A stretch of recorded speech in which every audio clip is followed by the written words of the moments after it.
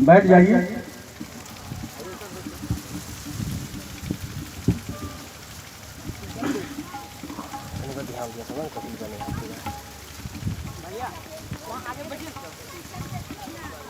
सर्वजन हिताय सर्वजन सुखाय, सर्वजन हिताय सर्वजन सुखाय, सर्वजन हिताय सर्वजन सुखाय।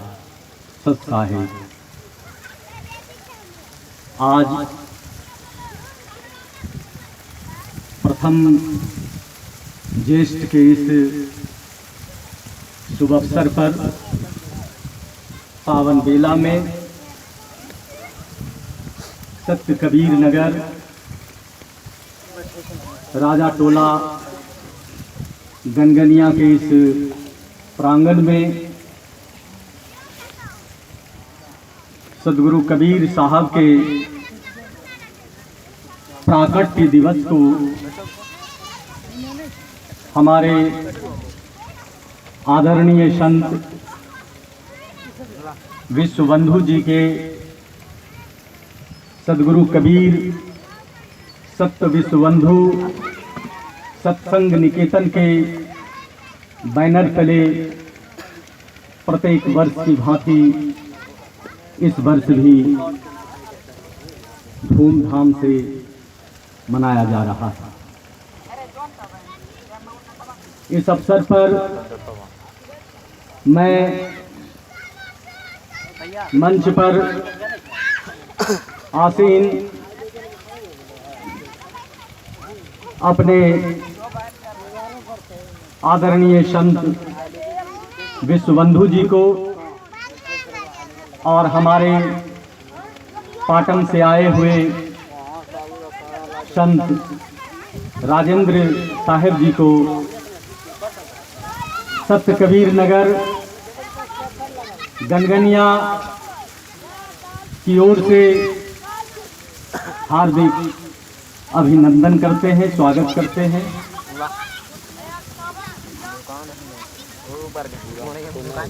आध्यात्मिक जगत में संत शिरोमणि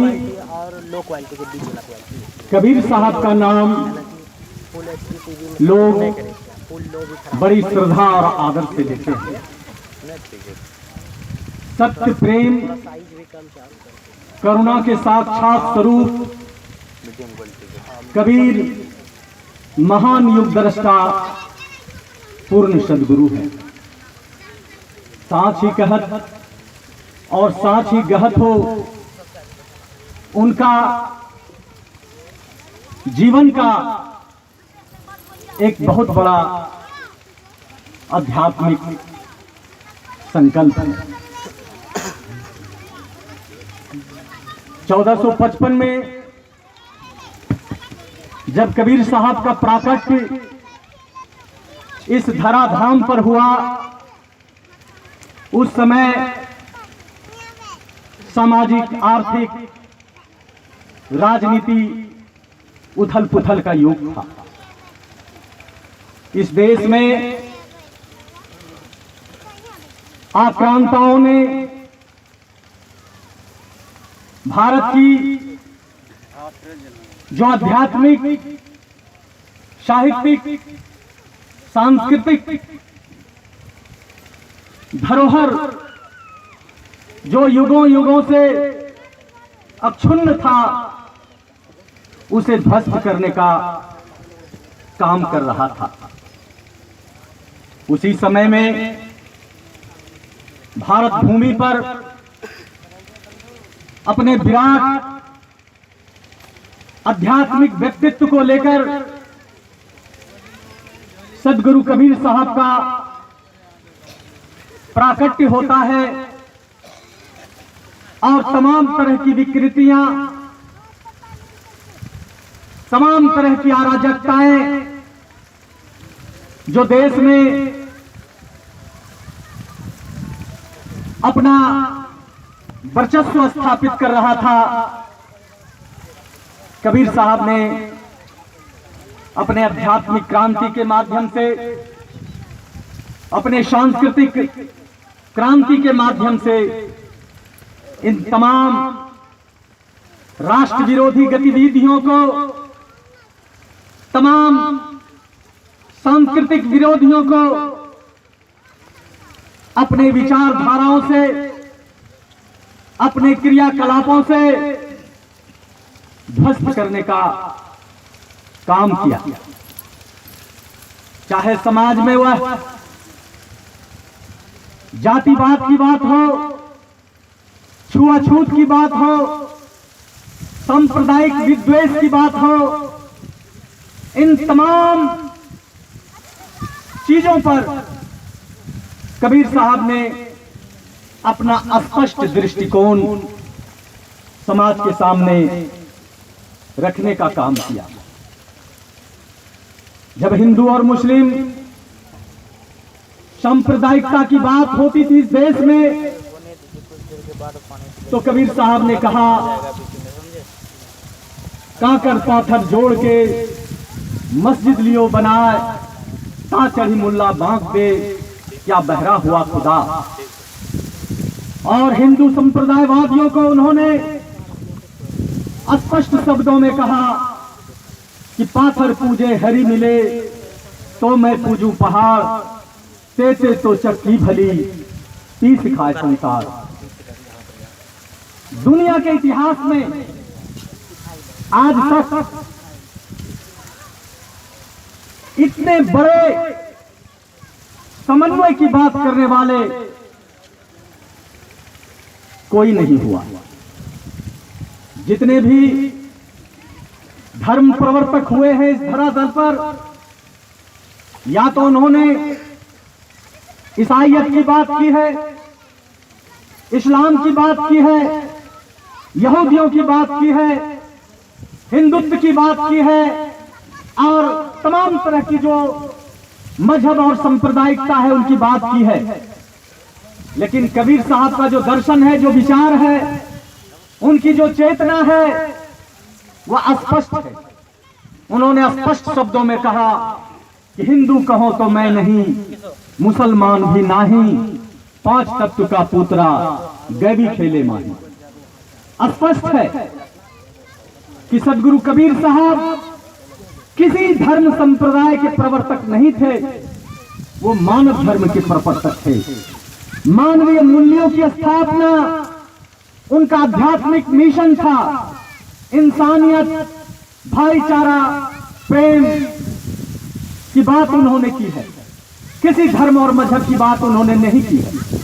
वो हमेशा प्रेम की बात की है, शांति की बात की है, इंसानियत की बात की है, मनुष्यता की बात की है। इसलिए अगर आज आपने अखबारों में पढ़ा होगा, या भारत ही नहीं दुनिया की जो वर्तमान स्थिति है, आज दुनिया के अंदर जो परमाणु बमों का जखीरा बनके तैयार है, आज जो एक दूसरे को ध्वस्त करने का, विध्वंस करने का जो दावा कर रहे हैं बड़े बड़े समृद्ध राष्ट्र, अभी फिलहाल जो उत्तर कोरिया का अभी चल रहा है, परमाणु परीक्षण कर रहे हैं उत्तर कोरिया की सरकार, अभी अमेरिका वहां हस्तक्षेप कर रहे हैं और दावा कर रहे हैं उत्तर कोरिया कि मैं किसी भी कीमत पर पीछे नहीं हटूंगा।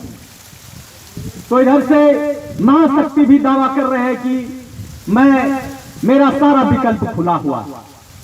ये तमाम तरह की जो विध्वंस की बातें हो रही है दुनिया के अंदर, मानवीय मूल्यों का जो ह्रास हो रहा है, अगर उसे कोई सिद्धांत, कोई विचार, कोई मजहब, कोई चेतना अगर उसे बचाने का काम कर सकता है, तो वह सिर्फ मात्र एक वो कबीर साहब के सिद्धांत से ही, कबीर साहब की चेतना के माध्यम से ही, कबीर साहब की आध्यात्मिक क्रांति के माध्यम से ही आज हम दुनिया को बचा सकते हैं, मानवीय मूल्यों को बचा सकते हैं, इंसानियत को बचा सकते हैं, तमाम तरह के सकारात्मक धाराओं को बचा सकते हैं। इसलिए आज दुनिया को, देश को, राष्ट्र को, समाज को अगर किसी सिद्धांत और विचार की जरूरत है तो कबीर साहब के विचारों की जरूरत है। कबीर साहब के सिद्धांतों पर चलकर ही हम समाज में तमाम तरह के सकारात्मक चीजों को स्थापित कर सकते हैं। इसलिए आज आवश्यकता है कि हम कबीर साहब के सिद्धांत को, उनके मूल्यों को, उनके आदर्शों को हम जन जन तक पहुंचाने का काम करें। और प्रत्येक वर्ष संत विश्व बंधु जी के माध्यम से जो यहाँ कबीर साहब के प्राकट्य दिवस के माध्यम से, चाहे वो कार्तिक पूर्णिमा में विश्व बंधु जी जन्म दिवस के माध्यम से जो यह आध्यात्मिक बीड़ा उठाए हैं, अध्यात्म का जो प्रचार प्रसार कर रहे हैं, निश्चित ही एक दिन और आने वाले दिनों में यह एक समृद्ध, एक आदर्श, एक मानवीय समाज के निर्माण करने में इनकी अहम भूमिका होगी।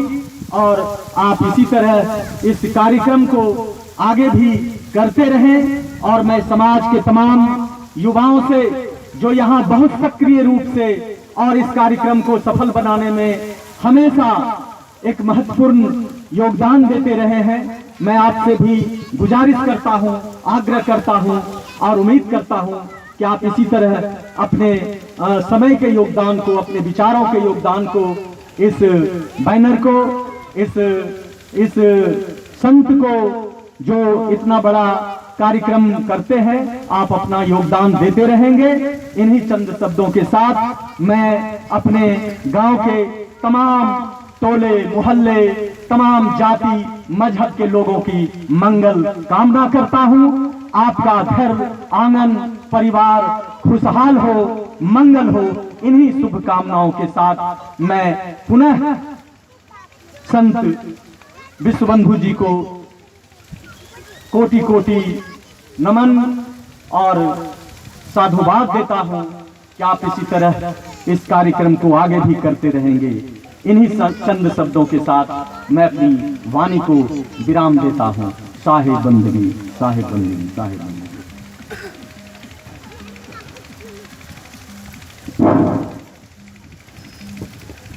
बहुत ही सुंदर अभी अनिल सर जी ने स्वागत के वचन रखे और बिल्कुल हर तरह से सत्य है कि कबीर साहब की प्रासंगिकता जो है वो हर समय मौजूद है, चाहे वो पीछे चलाए जाए भूतकाल में या वर्तमान में या भविष्य काल में, हर समय इनके विचार जो हैं वो जीवित रहेंगे। जब तक ये धरती रहेगी तब तक उनके विचारों को हम अपने जीवन में धारण करके बहुत चीज हासिल कर सकते हैं, अपने जीवन को कृत्य कर सकते हैं, अपने जीवन को धन्य बना सकते हैं। तो बहुत ही सुंदर सर जी, आपने बहुत ही सुंदर अपना विचार रखा। हम लोग बहुत गदगद हुए आपके स्पीच को सुनकर। धन्यवाद। अब सतकिंकर बंधु जी आप आए और कुछ लोग जो एक दो हैं जो अपना भजन रखना चाहेंगे।